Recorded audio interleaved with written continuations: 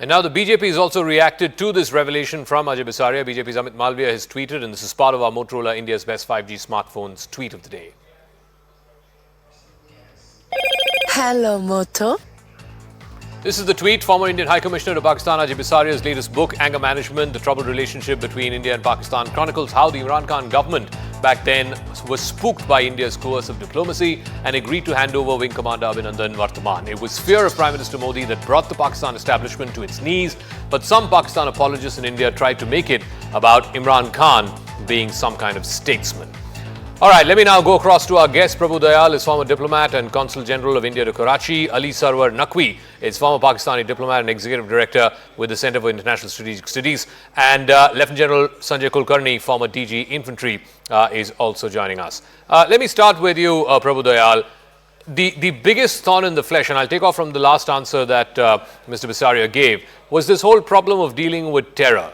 Do you reckon, and what is your assessment as to whether India has found a formulation as to how to deal with this subconventional warfare, this whole thing of bleeding India by 1,000 cuts, which Pakistan has been very successfully employing since 1989 at least? Has India raised the cost of such misadventure on Pakistan that today we are seeing far fewer big-ticket terror attacks in India, certainly in the last 10 years? Well, I think you're right. India has raised the costs for Pakistan. And this is very evident from Pakistan's own economic condition. Pakistan has been spending recklessly on waging terrorist activities against India. And as a result, Pakistan's own economy has gone bankrupt. The Pakistanis are suffering and they are cursing their government for wasting their resources. So in a sense, Pakistan's activities have backfired. And we haven't seen any major terrorist attacks coming from the Pakistani side because I think they have begun to realize that it is too cost heavy because we have extracted a toll from them every time and this has begun to weigh very heavily on them. Okay. So in a nutshell, Pakistan perhaps at last realizes that terrorism has backfired and that it is no way forward for it when it comes to dealing with India. So let me ask Ali Sarwar Naqvi. So one part of it, as Prabhu Dayal articulated, is the military part. The cost of escalation has been raised that Pakistan is now thinking maybe 100 times over before there is any kind of terror attack that's being fomented from that side of the border. The other part, of course, is the economic aspect where Pakistan is, its economic woes are so are completely woeful that there is too much else to deal with rather than how to bleed India. So a combination of these factors, and of course, if you look at around the region, Pakistan has very few friends and allies, including, of course, in China, much of this fanfare of the CPEC and so on, a lot of it has run into rough weather. So in that sense, this sort of perfect storm of conditions that has inflicted Pakistan, particularly in the last 5-6 years or so, do you think that's the reason why, today India does not give as much importance to its bilateral relationship with Pakistan as it used to 10 years ago or 20 years ago? And the reason for that is Pakistan's own standing in the region and in the wider world has come down. Well, I think, you are saying, you're giving a narrative which is entirely hostile to Pakistan. And that's not correct. Pakistan and India must learn to deal with each other as self-respecting independent states. And the terrorism problem has been brought under control by strong military action on the part of Pakistan by the Zarbullahs, which was the biggest military operation anywhere in the world against terrorism, when more than 200,000 troops were employed. So, there is a counter narrative, there is another point of view, and you have to take into account all that. Now, Mr. Naqvi, the reason I said that, and I don't mean this in any, disparaging way, but there used to be a time when India and Pakistan, maybe 30, 40 years ago, were near equals, whether it was economically, militarily, and so on. That is not the case today. And therefore, the nature of the relationship as a consequence has changed. That's the reality. Yeah, well, you need to accept that reality. Problems we do have. Yeah, we do have economic problems. There are many countries in the world which have economic problems. Argentina is a country which suffers from economic problems. Egypt suffers from economic problems. So, yes, there are many countries in the world which have economic difficulties. No, no, it's not just economic difficulties. Let me get General Kulkarni to weigh in on this. I think it's economic difficulties is one part of it.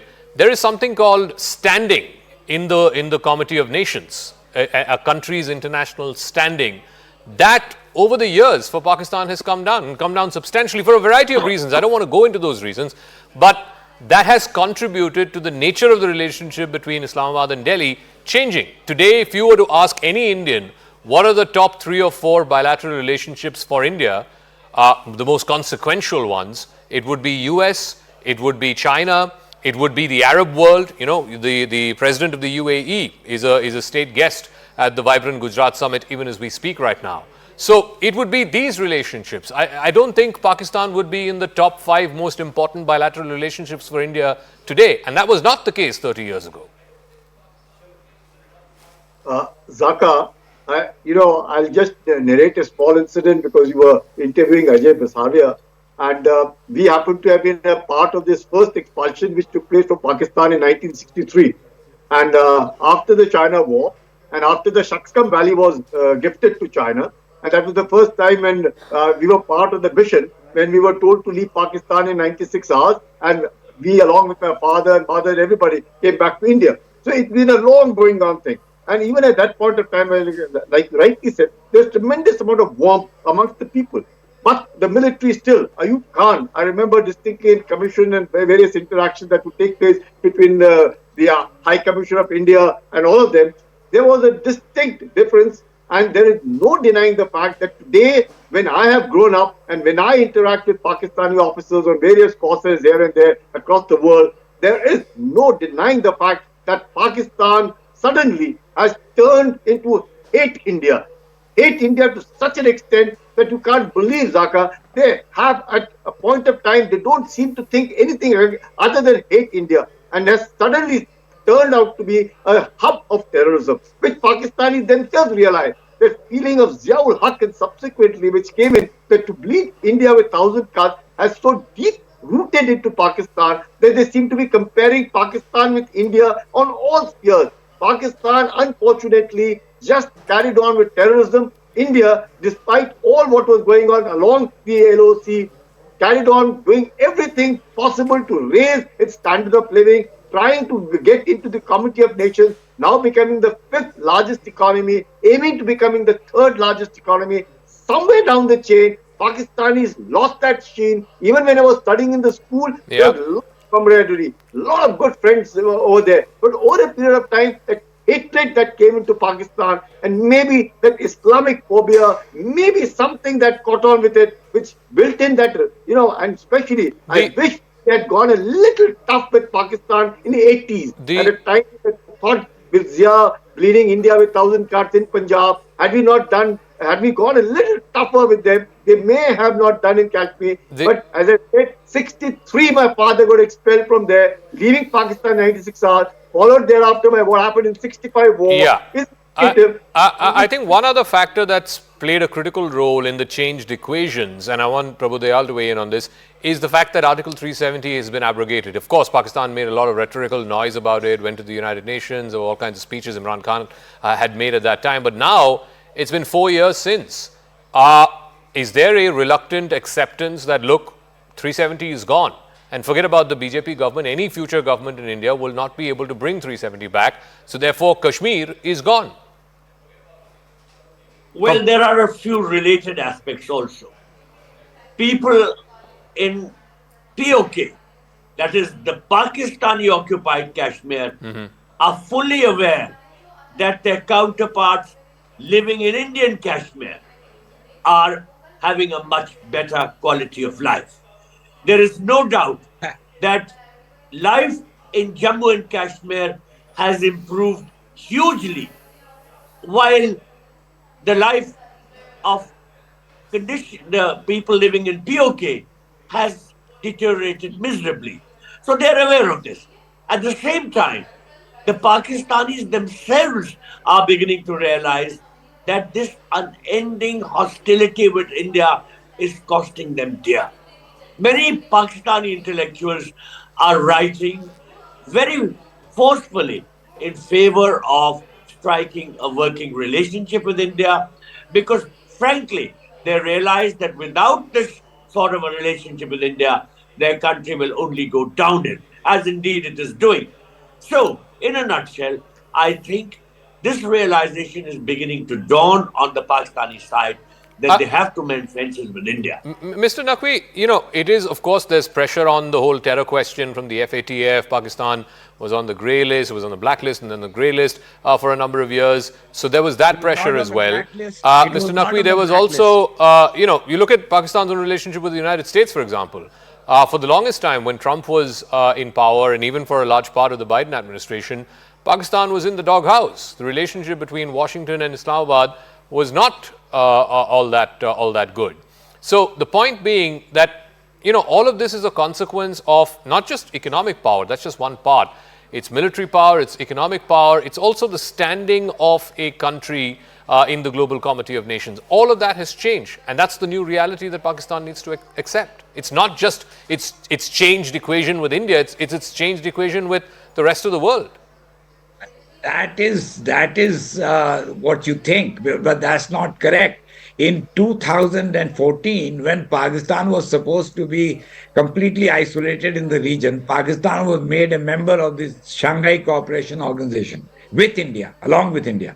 And this was a recognition by the two major powers of the region, Russia and China, that Pakistan is an important country which has to be given membership of the SCO.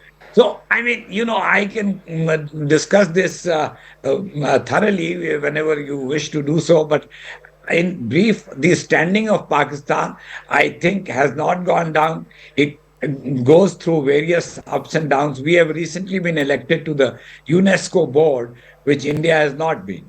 So, you know, these things cannot be taken No, to you know, again, I think you're imply that missing the Pakistan point of is what I'm trying to isolated. say, and I'll give That's General not Kulkarni correct. the final word. I mean, look at even as recently as, let's say, 10 years ago, Pakistan's relationship with the Arab world, with Saudi Arabia, with the UAE in particular, was very thick, right? I mean, to the point that leaders of Pakistan, if they had to go in exile after losing power, they would all queue up in Saudi Arabia.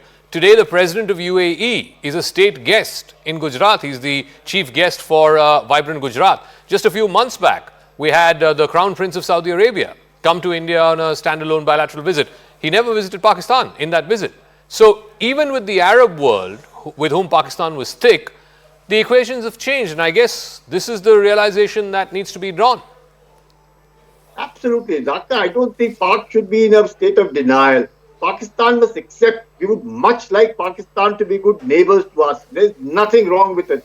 But a constant state of denial, you know, even with the Financial Action Task Force, you saw for how long Pakistan was struggling to get out of the grey list because of terror funding, money laundering. So the world realizes that everything, Pakistan, much that it was closer to the United States, you saw where Osama bin Laden was. In Pakistan knows what it is, but somehow it has got into the grip of army, and as a result of which, everyone's in a denial mode. No, we are perfectly fine. There's nothing wrong with Pakistan. I think right now it's much better to accept the reality that in the world order, in a comprehensive national power, all that Pakistan has done best is to hang on to China, now looking to engage again with America. Yes, strategically, it is so located that it is able to engage both China and United States with a view to ensure that its own status the world over remains. But Pakistan by itself, by the way it has been indulging itself in terrorism and has been seen and using terrorism as an instrument of state policy, Pakistan is the worst has actually gone down in all spheres, whether it's in the Islamic world, whether it's in the Western world, and Pakistan is finding it extremely difficult to find its feet. And that is what, rather than the state of denial, so much better that as neighbors we do well. I agree with that sentiment. You know, you wish well on your neighbors, and there's going to be elections in Pakistan, so we wish that there is a dispensation there which realizes this changed equation, the new reality, and therefore sincerely wants to improve its ties with India. and of course put an end once and for all to the terror tap. But let's see how that plays out. Thank you very much in the meanwhile for joining us. I'm going to take